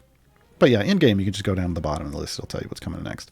Now, when you open this, this year one, like the year one champion's going to be at the top. Year one champions don't arrive in events. So this is Birdsong is a time gate champion now. But we're going to see Paulton and Havilar coming up in Grand Revel. And joined by, as yet, not publicly discussed champion. Yeah, does the Modern Founders Pack come with the extra gem find like the other Founders Pack? No. I don't believe so. I believe its buff is the Modron buff. It has its own Modron buff. Yeah, it shows it right here. Modron Core bonus increases most of the bonuses provided by Modron Core outputs by 50%. So this is what you get instead of your gem bonuses. Yeah. Yep. I have 100 time gate pieces. Should I go ahead and get Havilar now? I really want to. Sure. I don't know. That's a lot of time gate pieces to not have all champions. But again, she's coming up in a couple weeks. So if you really want her, go ahead and get her, because I don't see a huge downside to that. In fact, there's a potential upside, in my opinion. And that's because you're going to get one of the event variants in the time gate. And if you get lucky and you get that third variant, that means you don't have to spend 5,000 tokens on it when the event rolls around. So, there's that. Oh wait, no, it's not 5,000 because she's an old champion. She's not the new champion, so it would be 1,250. So you'd save 1,250 tokens. My bad. About how many gems do I earn a week? Yeah, I don't track that, to be honest. I've never tracked that. Yeah, I don't know. It's not like I have enough where I can spend 100 to 150,000 gems every event on gold chests. I know usually I spend 100,000, but usually I could probably spend another 50,000 if I wanted to. Like I did this time, I could have spent another 50,000. I could have spent a lot more. How much more, I don't know, because usually what I'm doing is I'm kind of cross budgeting with like the way I did now, where I'm buying a bunch of gold chests, but then I'm also buying something shiny out of the store, out of the gem store for myself as a reward. Gaarawarr can have a little gem store purchase as a treat. Yeah, because I like doing that. So I don't really know. So it's got to be, an event is every 3 weeks. So that means I'm earning at least 50,000 gems a week. But it's probably a lot higher than that. I just don't know how much higher. Andy Jacoby question. If you're farming the Mad Wizard for gold quest, are you going to beat every time the highest round you can, or just as far as your click damage? Okay, so if you're Mad Wizard gem farming is usually what we're talking about, to buy gold chests. You do what I've kind of done here. You've got to figure out a variation of for like a reset level, whether you're resetting it through automation with a Modron core, or if you're manually resetting. I mean, remember, for years we didn't have Modron cores. We had to farm our gems uphill both ways. So regardless, if you're manually resetting or using automation, the magic number is 30. The first 30 levels of Mad Wizard are the fastest. So if you basically figure out where you can instant click kill to, and then you change. So like right now I'm the champions, I can pull all the champions out. They're not doing damage here. What's killing all of these enemies off are the familiars. They're click killing. You see my level down here is 148. This means I can click kill to level 148, like instant kill basically, to 148. On an event a little even further, but we're talking Mad Wizard, so I know I could get to 148. Well, if 30 is the magic number, that means I'm going to either choose 30, I'm going to choose 80, I'm going to choose 130, I'm going to choose 180. No, I'm not going to choose 180. Not if I'm going to get to 148 here, right? Like, so 130 based off this is probably where I would be ending, but you have to figure that out on your own. It's totally fine to reset at 30 if you can't click kill to 80. And that's what you would want to do to be the most efficient. The reason, and technically if you don't own Shandy, you could just set it at 30 and not care what anything else is, because the reason people try to find what their what their wall is for instant click killing is Shandy. Shandy takes a while for her speed to kick in online. Like your party has to not take damage for a certain amount of time.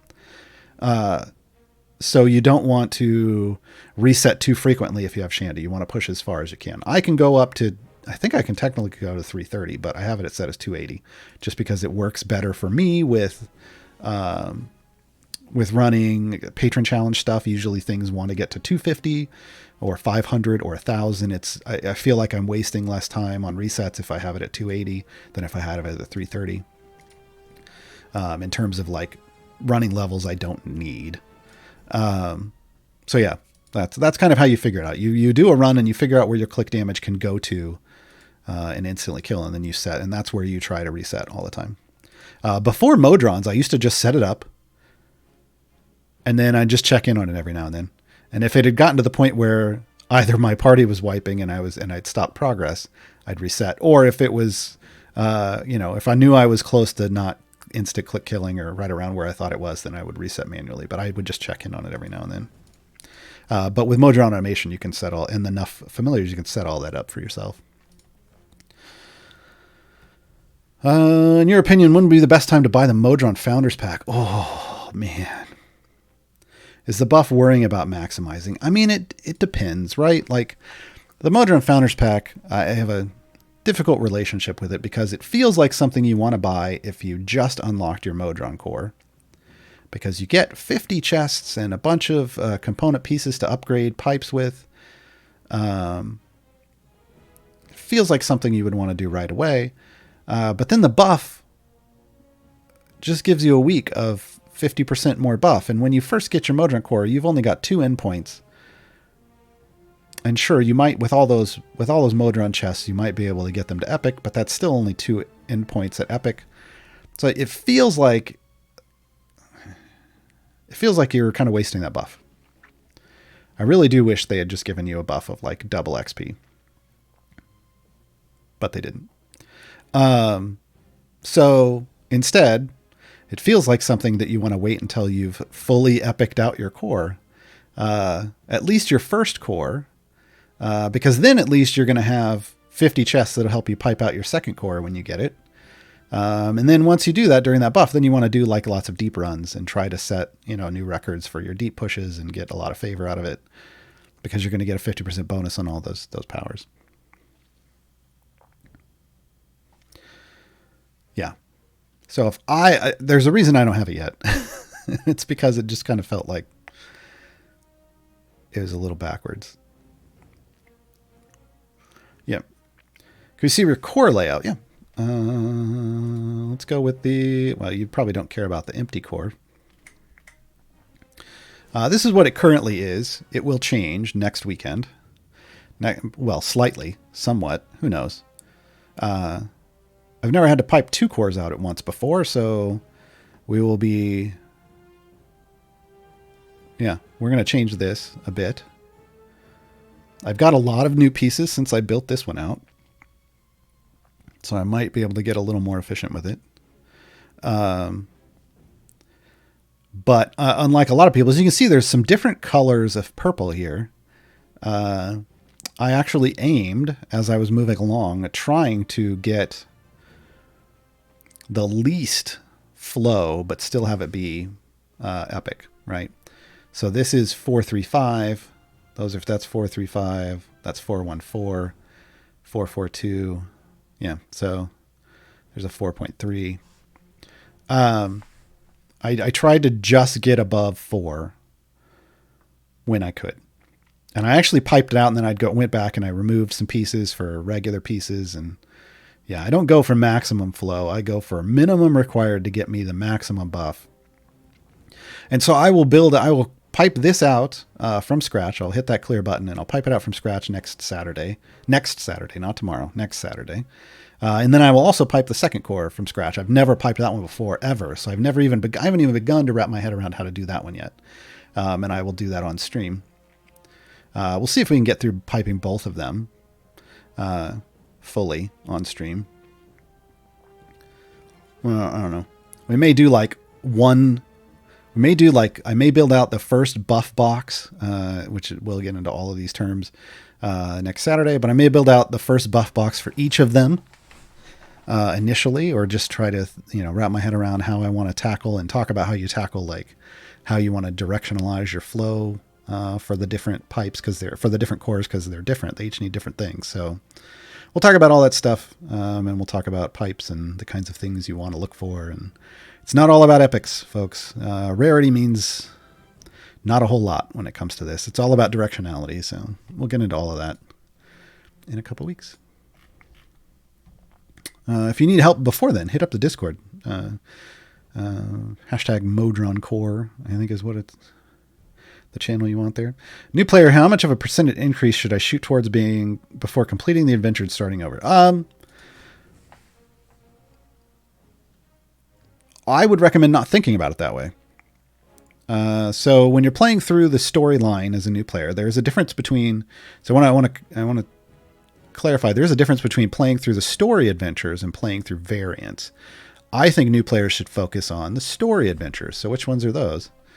That is all of these named adventures you see here. These are the story adventures. Anything under these are variants, right? So I think you should play through these story adventures first, all the way to the end of as far as you can. I mean, well, when you start off so there's this whole thing I did called the Mars War Challenge, where we tried to learn how to play through efficiently. And so I'm going to mix up some of the information here just to give it to you. But I think you should play through at least this first group here in the Sword Coast, just the storyline adventures. And then you would hop to like Tomb of Annihilation and then Waterdeep and then come back here. But basically play play through the storyline. And when you're in this adventure, say you're just brand new and you're starting off in the Cursed Farmer, you play it out and you push as far as you can.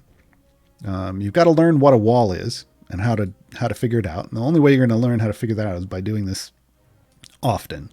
So push all the way to your wall. That's the point where you can't push any further, no matter how you rearrange your champions, no matter how optimal you make your formation, and waiting around for more gold isn't giving you viable upgrades that are actually pushing your wall. And then you reset. How much, like, your percentage of favor you earned isn't a factor there. You're new. You're gonna be earning a lot. Then you go to Mad Wizard. You do it again, and you keep doing it through all of these. And you'll see that as you go, you're going to go further and further and further because you're going to have more favor because you were pushing far and earning more gold. But you're also hopefully going to be spending some of that gold or some of that favor on blessings in that campaign. That's going to get you more power. That's going to let you push further. Right? There's a whole loop. There's this whole loop of the game that you play. I've got a video out called Gaarawarr's Guide to Divine Favor and Blessings, so you'd want to check that out. But basically, you want to treat those regular adventures as gold farms. Push each of them as far as you can go, and learn what your wall is, and make sure you're pushing to whatever your new wall is each run, because it's going to change each run.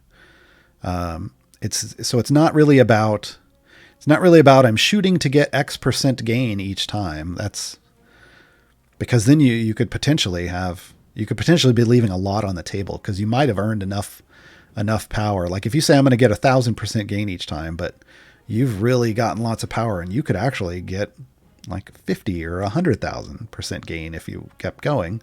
You just don't know it yet. Well, the way that you figure out that is by treating each run as a wall run and learning what a wall is. So yeah, I would do that. We only got a few minutes left, so let's try to answer all these real quickly. Does the Modron Core always get the gems if you reset on the boss level, or should you go one past? It's supposed to give them to you. If you set your reset at 50 or 60 or 70, whatever you're resetting at, if you set it on a boss level like that, it should always drop the gems. So like mine's at 280. It's going to drop because the Modron is checking to see that you finished the level. And part of finishing the level is killing the boss. The loot may not show up on your screen because it's resetting, but it should be in your journal in the loot tab if you check it. So yeah, they're all supposed to drop. That being said, I set my free play runs when I'm just burning through tokens, like free play tokens in an event. I set my free play runs to 51 because I was an alpha tester for Modron and I got jacked back when that didn't work right. But that's just me and my emotional baggage. You don't have to have that emotional trauma and carry it on over to you. All right. So I do not have enough. I'll have to wait for my 1,000 gift boxes to do that one. So in the meantime, we're just going to hop over here and it's going to auto load my gem farming formation for anyone who wants to do it. You can automatically reset. Yeah. If you have Modrons. If you have Modrons, you can. If we click right here, this is your automation available for Modron. You can have it load a formation and the specializations for everyone. You can choose what those are. You can set an area for it to reset on. You can set potions for it to automatically use. Keep in mind, you have to use this in combination with familiars. It can load this formation, but if you don't have familiars buying these champions and leveling them up, then nothing's going to happen. How far along is my second core? It's at 15 now. Dylan gave it a little kick in the butt. It was at 12.5. I'd have gotten there fairly soon, but I'll be doing that. Gaarawarr's Guide. I saw somebody said Gaarawarr's Guide to Modron Flow. That might be an interesting name. I don't know if they've come up with the term they want yet. But yeah, that'll be next weekend. What is loot level and how do I get it higher? That's a very good question because there's only one place in the game that ever uses that term and then you never see it again. And it's contrary to the terms the community uses. So this is coming up because Mert wants you to have like 2,000 loot level or something. What he's referring to is what the rest of the community refers to as item levels. So if you look here on this item here, it has a level 4, right? That's what it's up to. This is what it's talking about.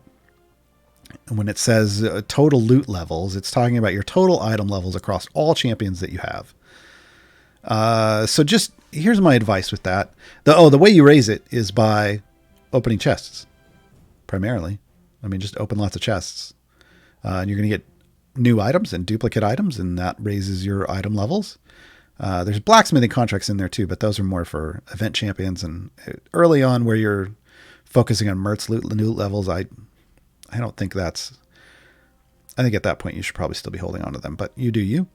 But yeah, so just keep opening those silver and gold chests and all the chests that you're earning, and that adds loot levels, and eventually Mert's going to unlock for you. And then here's the happy thing. Once you meet that requirement, you will never see that term again until they add another patron that wants to see more loot levels. But hopefully by then they'll decide to rename it item levels so people know what the hell they're talking about. Don't you need Modron has to be level 2 to 3 to enable the reset? Only the second core. Your first Modron core, the very first thing that you get, like if we clear this out, this section unlocks right here. Like here's your starter pipe, here's the automation piece, this endpoint and this endpoint. This is the area that unlocks right away. So you can automate, and they give you a free pack of starter pipes that is enough for you to hit the automation point and each of these buffs. So the second you complete split the party and get your first core, you can automate. Let me load this back in. Now, the second core that you have to buy, the strong core, it starts off up here. And then level 2 is like in here, and then level 3 is down here. So you do have to level all the way to level 3 on the strong core to turn on automation. Yep. What's the best, fastest way to level your core? Doing what I'm doing right here. Mad Wizard farming with familiars, or a speed formation or whatever. Basically, it needs to be in your active party, and you need to be completing levels as quickly as possible. So you could be using speed champions, you could be using speed potions. It's just because it's one XP is one level. It's literally the faster you go through levels, the faster you level your core. So new players should be trying to play this event and get items and stuff for Talon. Yes, you should be getting all 3 champions. You should unlock all 3 champions and get and try to do all their variants. The guide I have on the subreddit, Gaarawarr's Guide to Midwinter, Year 4, will give you information that will help you to do that. There's guides for each of the champions and information on their variants and tips on how to do their variants. I got to go reformat one of those because the lists came out wrong. Silly Reddit. But yeah, you do want to do all that. How many hours do I have in this game? That's going to be our last question because we are out of time. I'm going to preface this by saying I'm nowhere near the most hours in this game. 15,769.4 as of this moment. I saw somebody's screenshot from earlier this week. Someone had over 25,000 hours in the game. People that have left their computers on all night, like leave your computer on all night and all day and leave the game running, do that. I turn mine off every night. So I have lost at least 8 to 10 hours with downtime every day for the last 3 years and 4 months. Does Mel provide his bonus if he's in the back row? His speed one, he will, yeah, but he won't buff your party. Read your ability descriptions. His party buff, his support ability is what's based off his location, not his speed ability. And that's it, folks. Oh, wow. Lauren has more hours than I do. Yay, Lauren. So that's it, folks. We are done with Gaarawarr's Guide to everything in Idle Champions. Tomorrow will be a more focused version. More focused version of Gaarawarr's Guide. We'll be doing Gaarawarr's Guide to the Companions of the Hall. So one of those iconic groups in the game and in the Forgotten Realms. We're going to talk all about them tomorrow, so join me tomorrow morning. Thanks to Sasha for helping me out today. We'll have Jay with us tomorrow, as usual, and hopefully lots of you asking questions. So I will see you there. Have a good evening. Stay safe. Wear your mask. Wash your hands. Socially distance. It's a mess out there. Try not to contribute. Bye, everybody.